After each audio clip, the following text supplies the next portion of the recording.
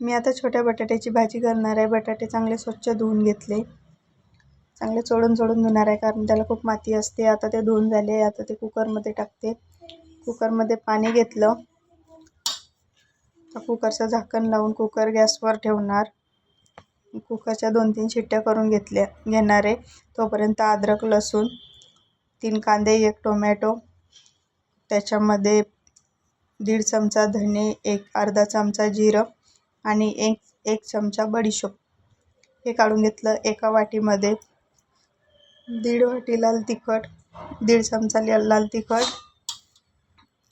अर्धा चमचा हळद, 1 चमचा धने पावडर, अर्धा चमचा गोडा मसाला, अर्धा चमचा गरम मसाला, थोडी कोथिंबीर घेतली आहे. कोथिंबीर चांगली स्वच्छ धुवून घेतली. आता मी बडीशोप, धने, जिरे मिक्सरला भरड वाटून घेतली.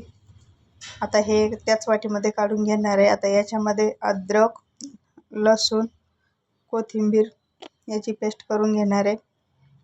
याची पेस्ट करून मी आता बाजूला ठेवली. कांदा, टोमॅटो माझं चिरून झालेलं आहे. कुकर झाला आहे. कुकर साईडला उतरवला. त्याचं झाकण काढलं. बटाटे शिजलेत. आता बटाटे एका चाळणीमध्ये काढून घेणार आहे पाणी काढायला.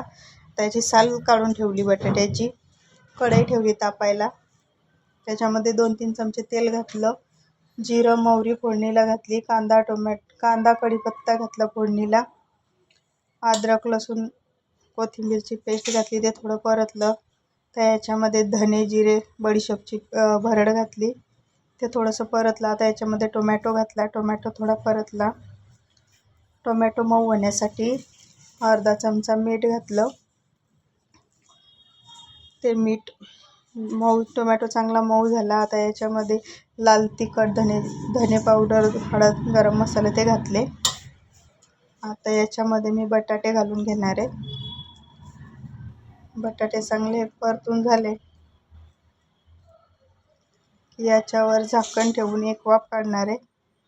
मीठ घालणार आहे अर्धा पाऊण चमचा चवीपुरतं. आता झाकण ठेवून 1 वाफ काढून घेणार आहे. 1 वाफ काढून झाली आहे. आता याच्यामध्ये अर्धी वाटी पाणी घालते. त्याला परत चांगलं मिक्स करून त्याच्यावर झाकण ठेवून 1 वाफ काढणार आहे. हे बघा आता किती छान झालं. आता वरून कोथिंबीर टाकून एका प्लेटमध्ये